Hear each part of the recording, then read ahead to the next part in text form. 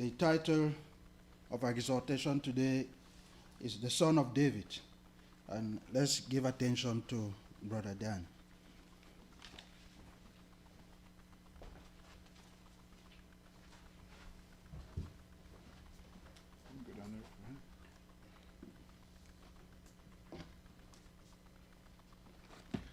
Good morning.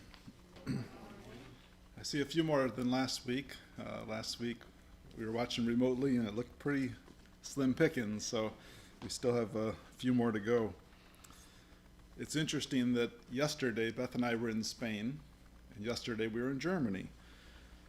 And we were watching the news very carefully to see if our government's going to be open for business, because we're watching and thinking, when we get to immigration, is there going to be anybody there to open the door? Or when we get to the, the place that they receive you, then we thought, well, we got in at 8 p.m., so we actually had 4 hours to spare in case the government wasn't open. So it's kind of a crazy world, but we're thankful for safe travels and for the miracles that we do have in travel. So recently I was reading 2 Samuel 8:18, and you're going to need to open your Bibles today. So if you don't have it open, you're going to need to get it open. So I was reading 2 Samuel 8, verse 18, and it led to this topic, sons of David. Sons of David. So 2 Samuel 8:18 says, Benaiah the son of Jehoiada was over the Kerethites and the Pelethites, and David's sons were priests, says one version. So I was reading that version, I think it's NIV, but I was reading it and I was surprised, like, how could his sons be priests? From what I know of them, they weren't very priestly, and they weren't. The word was actually not priests. The word means chiefs or rulers or those in charge. So he kind of put them in charge of something, but the word priest should not be there. But that got me going on this wild goose chase, so I started thinking, David's sons. I kind of like the life of David. It's pretty interesting. So I started going down this goose chase, and I hope you can kind of go down there with me too and see what we can learn. A lot of you are parents here, and everyone's a kid in one sense or another. And I think we'd all say that parents naturally want what's best for their kids. So, nobody wants their kid to grow up and be a bum or to be a problem or to end up in jail or to have whatever serious problems that happen in life. You don't want those for your children. They come. They're sure to come, but as parents, you don't want that. So in some ways, dads live their lives through their sons or daughters, it could be, but like if your son is in a sporting event, as a parent, you're like, you're just rooting on your son because it's like part of you that you're trying to express yourselves and you have feelings involved because you're really connected. Or maybe it's a musical performance or a new speech or some new job. You're putting your all into it because you want what's best for your kid. I think for moms, and I have to just imagine because I'm not a mom, but I imagine moms want what's best for their daughters. And they probably have certain criteria for what's best for their daughters. I'm assuming those in the church would want their daughters to marry a godly man, that they'd want to be treated well, they'd want to be protected, they'd want to be loved, they'd want to be happy, they want to be safe and cared for. I think those are things that are probably kind of unanimous. And parents generally want their children to be content. So you don't want your child to go up and constantly want more stuff or to just maybe live a way that you don't think is healthy. You want your children to be successful in what they're doing. You want them to be productive. You don't want them to just sit and not do anything. You want them to be satisfied, pain-free, helpful. I think parents want the children to get along with others. That's an important thing. To be kind, to be honest, and to be Christ-like. Well, that's kind of the ideal, I think, for raising a godly family. And yet, every one of us is part of a dysfunctional family. Every one of us. And you might look at some family and say, boy, that family's perfect. They got things just right. Well, you know what? I bet you don't know them at all. Because once you get to know a family, you know dysfunctions. Every family has dysfunctions because we all sin. Individual sin, that affects yourself, and then that affects the family, and it leads to dysfunctions in family. So, take a look back to 2 Samuel 3. And of all the dysfunctions in the Bible, I think David's probably got, he's pretty well, got quite a list going. So we're going to look at David's family and his children and see what we can learn from these. So 2 Samuel 3, start at verse 2. Sons were born to David at Hebron. His firstborn was Amnon by Ahinoam the Jezreelitess. Now, the scripture gives a lot of detail about David's family, and I don't think it's just there for extra words in the Bible. There's a reason. He names these 6 here in this passage. Chronicles is going to repeat it and add some more. And you're going to find in total, David has over 20 sons, and at least one daughter is named, but it looks like there's quite a few. He's got 8 wives, and he's got a bunch of concubines. They're just not worthy of being mentioned, apparently. And the children aren't mentioned by them. But that's a big family. 8 wives, concubines, 21 plus kids, a lot of issues. And then, of course, David was one of, I believe, 8 in his family, at least 8, actually, of sons. And then he has 2 sisters at least, because that's where Joab came from.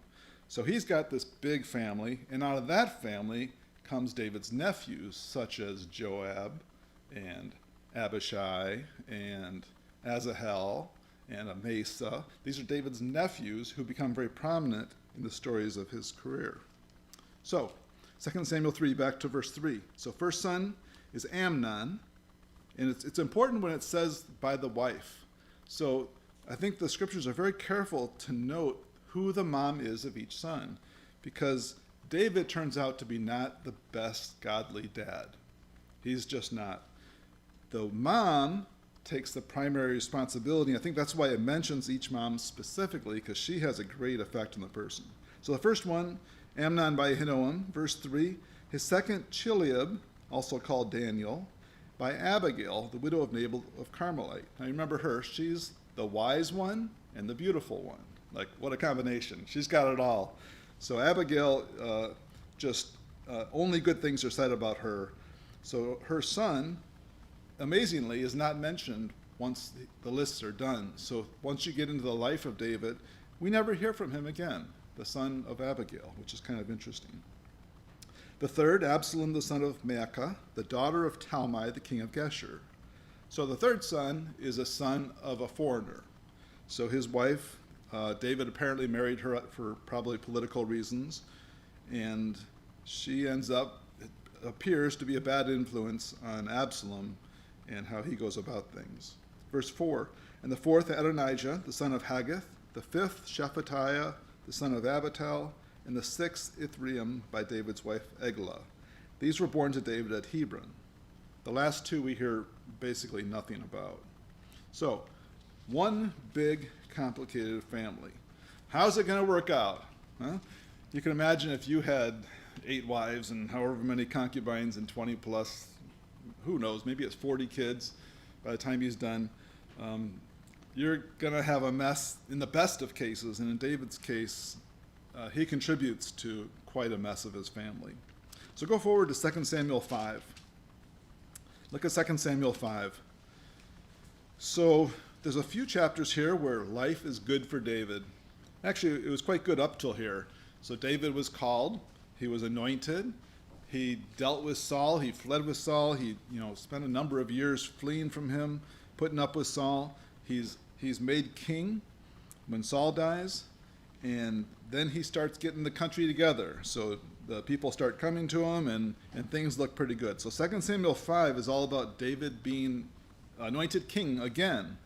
So this is, I think, the 3rd time, actually.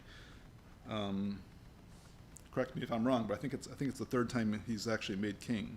So things are going good for David. He's starting to get on this, I would say a high in his kingdom in 2 Samuel 5. 2 Samuel 6, things continue to go very well. Now they're going well spiritually, well, somewhat well. So he decides to bring the ark to Jerusalem, which is kind of a spiritual high level, but he makes a mistake, or someone makes a mistake by not carrying the ark. So they put the ark on the oxen. They weren't supposed to do that. They're supposed to carry it, and some death come from that. So David rebounds from that, and he does bring the ark back a little bit later. So David's on this spiritual high, and his kingdom is on a high. So 2 Samuel 6, things are looking good. We don't hear at all about his sons, though. So we got the list of the sons. Now there's no mention of sons again for quite a while. 2 Samuel 6, things are going well. 2 Samuel 7 hits the peak of David's spiritual life, I think. Maybe, maybe not. But this is where David wants to build the temple, but God says, no, you're not the one to build the temple. You're a man of blood. However, he's got some good news for him. And the good news starts in 2 Samuel 7, verse 10. I will also appoint a place for my people Israel and will plant them, that they may live in their own place and not be disturbed again, nor will the wicked afflict them any more as formerly. Even from the day that I commanded judges to be over my people Israel, and I will give you rest from all your enemies. When your days are complete, in verse 12, and you lie down with your fathers, I will raise up your descendant after you, who will come forth from you, and I will establish his kingdom. So this is different than Saul. Saul's sons, they were not able to rule. But David's promised his own seed. Verse 13, he shall build a house for my name, and I will establish the throne of his kingdom forever. So now David's getting kind of what he wanted, what he thought he should do, which is to build this temple. So verse 14, God says, I will be a father to him, he will be a son to me. When he commits iniquity, I will correct him with the rod of men and the strokes of the sons of men. But my loving kindness will not depart from him, as I took it away from Saul, whom I removed before you. So there's a lot of things going on there as far as David and his life. Again, we don't know about his sons. But one thing that does come out here is he says that his son will be the next king. So if you're David here, who do you think you're thinking is the next king? The oldest, who is Amnon. Yeah, Amnon. Amnon's the one that we're going to run into pretty soon. But right away, if you're David, you're just probably going to think that the oldest one is going to be the next king. So he's probably treating him special, I would guess. Maybe he visits him a bit more. Maybe he talks to him more. We don't know anything of what he did. Just kind of imagine how things would be with David and so many sons, so many wives, and the concubines as well. So, 2 Samuel 8, David has great military successes. He goes against this country, that country. Chapter 9 and 10, the same things happen. David has great success, but we don't read about his family. So he seems to have neglected his family. His poor Abigail wife, I always have to wonder about her. You know, she's like the best thing ever, and she's hardly mentioned after great things were said about her. Some others, they get more press, but Abigail gets very little. And David's relationship with his other sons just is not, it's not important, it seems, in the text. But 2 Samuel 8 through 10, there's many things where David defeats these armies and has great success. So perhaps it's his worldly successes that is what leads David on his downfall. Because you know 2 Samuel 11's coming. 2 Samuel 11 is like, you know, David is, his spiritual life is a train wreck. Some of us can relate more to this than others. All of us have ups and downs in our spiritual life, and sometimes bigger peaks and bigger valleys. David has a really deep, deep valley. And many years ago, I was in Steve Johnson's class that he talked about this, the whole life of David. It was a whole year's course down in Bloomington. It's just very memorable. But I remember he talked about how long David was in this spiritual funk. This was not a day or two. This wasn't just David being on a spiritual high and one day going out and accidentally looking at Bathsheba. No, this is David in a long period of time in a very deep spiritual hole. And it starts in chapter 10 with too much success. And then in chapter 11, from that success, he decides to just stay home, a bit of idleness and no spirituality in chapter 11. So from that comes David's great sins, first of adultery and then of murder. Murder of one of his mighty men, in fact. I'm sure David could justify it saying, well, he's only a Hittite anyway. You know, he'd probably just start thinking things that were wrong. And out of that kind of thinking, David he is a man of God. He is a man after God's own heart. So it seems like his conscience starts bothering him, like really bothering him. So some of us know that when we're into sin or when we're done with sin, our conscience gets the best of us. Our conscience tells us what is right and what's wrong. So take a look in Psalm 32. This is, I think, one of the Psalms that David wrote about this time. We don't know, but perhaps. Psalm 32, 1 through 5.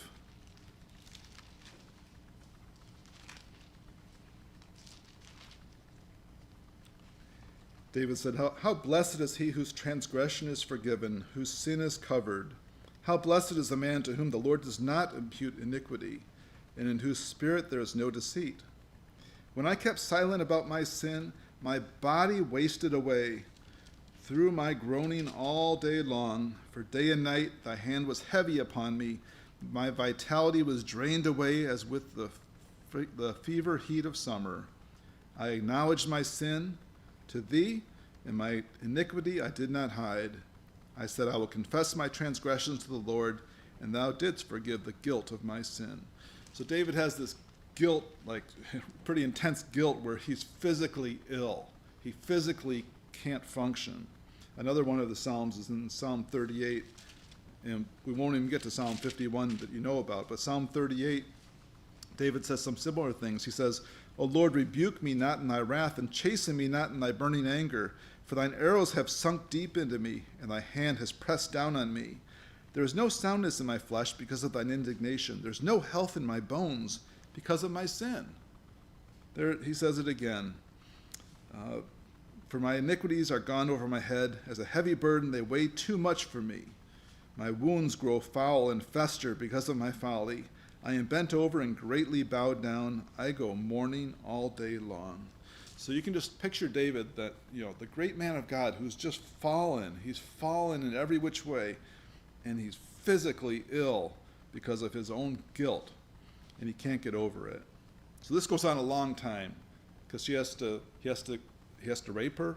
He has to commit adultery with her, and then she has to get pregnant. So there's months before then, and then months after that. And then he has to have Uriah come, who's not just next door. He has to come back there, and he has to kill him.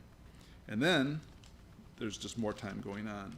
So everything's bad here. This is a new low for the nation of Israel. It brings you back to some of the points of Judges when, it's like, what are people doing? And here we have the man after God's own heart leading his nation in a way he shouldn't. We know that sin has consequences, just like guilt and suffering and worry and punishment. Sin has consequences on our families. So if I have a particular sin, it's certain to affect myself, like David's, but also to affect my family. And in David's case, this affects his family. Like, his kids are never going to look at him the same. You can imagine before this, they're just looking at this guy like, wow, he's really awesome. Spiritually, too. He was certainly a warrior, but as far as the spiritual side, he was really quite the man. But now his family is going to look at him very differently. He's got the 6 wives, 6 children, and growing. That's before Bathsheba. So Bathsheba's not even in the picture until he has all these children. What would they think? If you were there, what would you think? What would you think about David? How would his sons respond? Well, go forward to 2 Samuel 12, and of course, this is where his first son dies. So the baby, who doesn't have a name, ends up dying for David's sin. So this is the consequence of David's first son for David's sin. He didn't do anything wrong, yet he died. And Bathsheba, we don't know if she did something wrong or not. Certainly she's a victim in many ways here. Her son dies as well. So the narrative picks up in chapter 13. Things seem calm after this point, but they're not. They'll never be the same as they were before. Chapter 13, we have Amnon, David's oldest son, probably the chosen one. he decides basically to rape his sister. And it's his cousin, Jonadab, David's nephew, who helps him. He gives him advice. Can you imagine your own cousin advising you how to rape your sister? Like, this is a messed up family here. And it's really an outcome of David and his sins. It seems like the sons don't have any spiritual compass at this point. They're just doing, like in Judges, every man does that which right in his own eyes.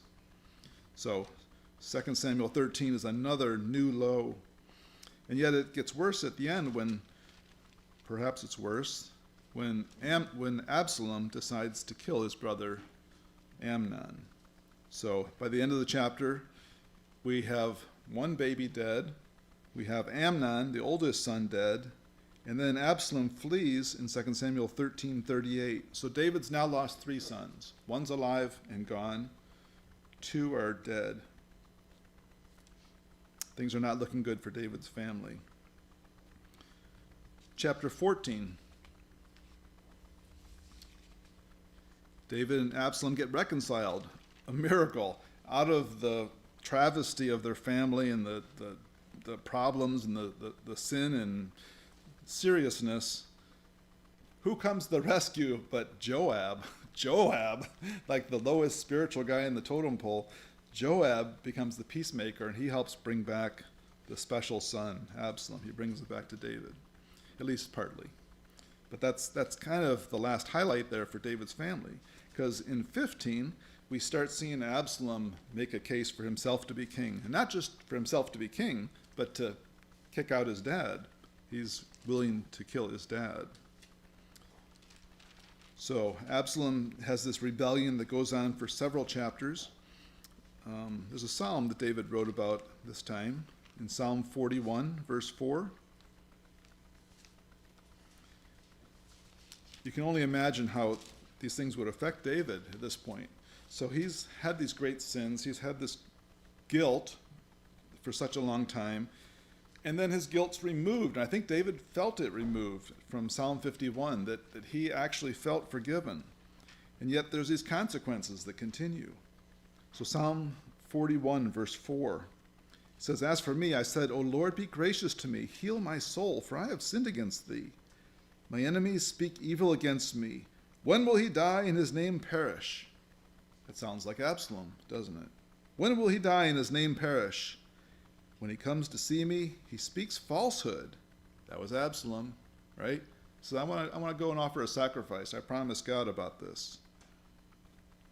My enemies speak evil against me. When will he die and his name perish? His heart gathers wickedness to itself. When he goes outside, he tells it. All who hate me whisper together against me. Against me they devise my hurt, saying, a wicked thing is poured out against him, that when he lies down, he will not rise up again. Even my close friend in whom I trusted, just like Judas. Here's the Old Testament story. Even my close friend in whom I trusted, who ate my bread, has lifted up his heel against me. So there's Absalom, and David seems to be during this time or after the fact. What a messed up family David's ended up with. Started so wonderful. Actually, I guess not so wonderful. He started with one wife, promised to him from Saul. Then the last minute Saul says, oh, no, it didn't mean that. And then he works and gets the second daughter, Michal, and then he flees and she's given to someone else. So I guess things are not perfect for David ever, but complicated, certainly, complicated. So at this point, David is a very weak leader. Absalom comes back to Jerusalem with a few hundred men, perhaps more. David's got a royal city. He's got walls. He's got a military. He's got infrastructure. And yet he leaves it all. He's very weak. He leaves. He runs. Perhaps that was the right thing to do. He didn't want anything, a war in Jerusalem, but it doesn't seem like he did the right thing to me. He's a weak leader. He's conflicted. David committed murder. He committed adultery. Yet, because of that, he couldn't condemn others who had the same problem. So when Absalom eventually dies, he wishes that he died instead, because David understood what murder and adultery were. David never punished Amnon for raping his own daughter. And he didn't punish Absalom when he had the chance to either. So David's no longer the dynamic, valiant, just miraculous leader. At this point, he's a poor father figure to his family and to his nation. So at the end of 2 Samuel 15, Absalom flees to his father's house, which is Geshur, so it's a different nation. It's near Galilee.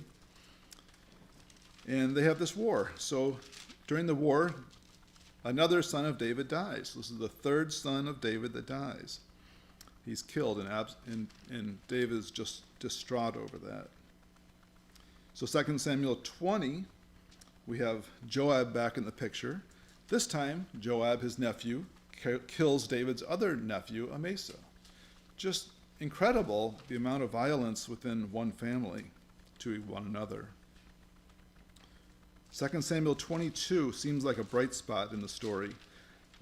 3 sons are dead, of course, but now David writes just this beautiful psalm that's repeated in one of the psalms as well. So David's faith seems to be renewed. It's strengthened. It's lifted up. He's recovered. He's back. Until near the end. So 1 Kings 1, when David's old and advanced, you'd think he would know what's the right thing to do. You got to tell people who's going to be next. If you don't tell people, that's a vacuum, and people are going to fill that vacuum, and they do. So his next son, Adonijah, fills that vacuum, and he decides to be king on his own. So that leads to the last son being killed, because when what he does fails, and David eventually has the sense to anoint Solomon and place him on the throne and make that public, eventually Solomon kills his brother Adonijah. So what a family, what a history, what sadness, what intrigue there is in this family of David. So just to recap, David's sons, Amnon of Ahinoam, he rapes his sister. Chileab, or Daniel by Abigail, seems to be the best of the bunch, but he's not mentioned elsewhere, and he was not made king.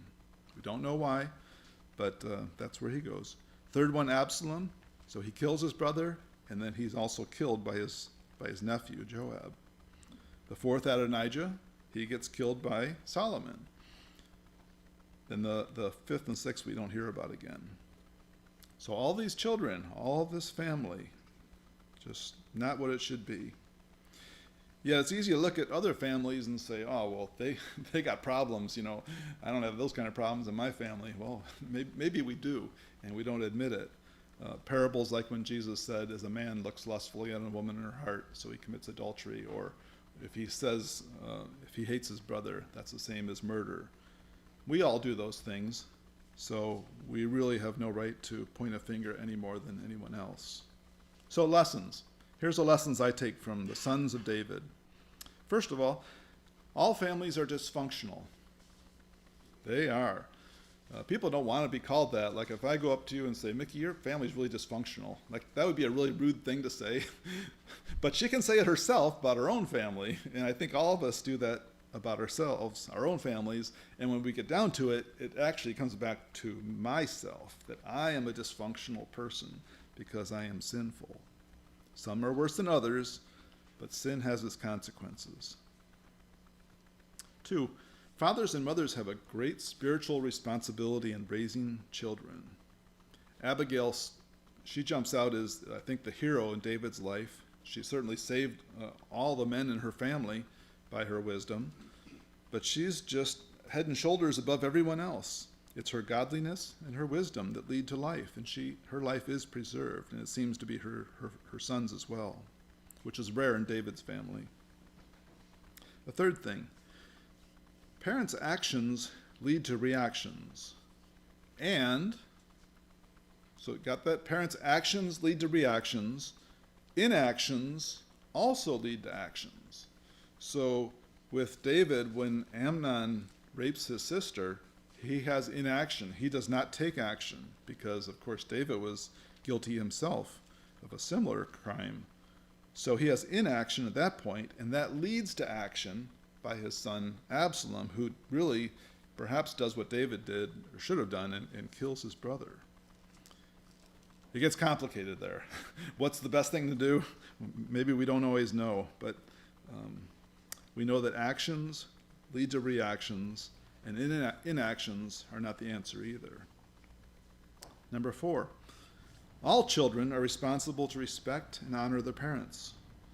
So if you're one of David's sons, you think, how can I honor or respect a man like that who did what he did?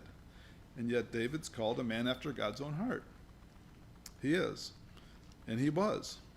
So he responded, he rebounded, he recovered, as we should when we sin, because we sin just as well as David did. So all children are responsible to respect and honor their parents, not to follow the faults of the parents. So you know what David did wrong. Well, if I'm the son, I don't want to do that, so I'll try to respond in a better way. That's what should have been done, but really wasn't. And the last one is that of the sons of David, the one son I didn't mention at all is Jesus. So, of course, you know that he's the greatest son of David, mentioned many, many times. In the New Testament, in the Old Testament, he was called the son of David ahead of time. In the New Testament, all kinds of people called him the son of David. Foreigners, Israelites, there was those who were ill, such as blind men, called Jesus the son of David. Look at a couple passages just to finish up. In Acts 13, this is what Paul said in one of his speeches. Acts 13, verse 22. And I think this is our goal. This is our goal, to be one of the sons of David. Not like the bad ones.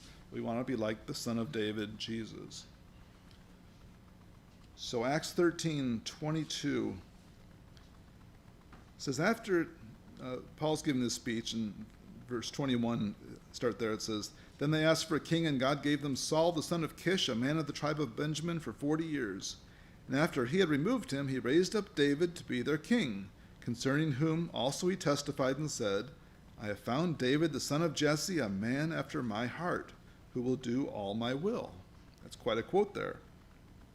Verse 23, from the offspring of this man, according to promise, God has brought to Israel a Savior, Jesus. So sometimes maybe we have to go through the mud to get through to the good parts. Later in this chapter, Acts 13, verse 33,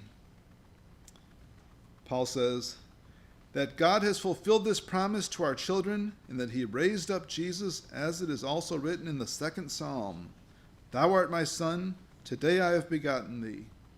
And as for the fact that he raised him from the dead, no more to return to decay, he has spoken in this way, I will give you the holy and sure blessings of David. Therefore, he also says in another psalm, thou wilt not let thy Holy One to undergo decay.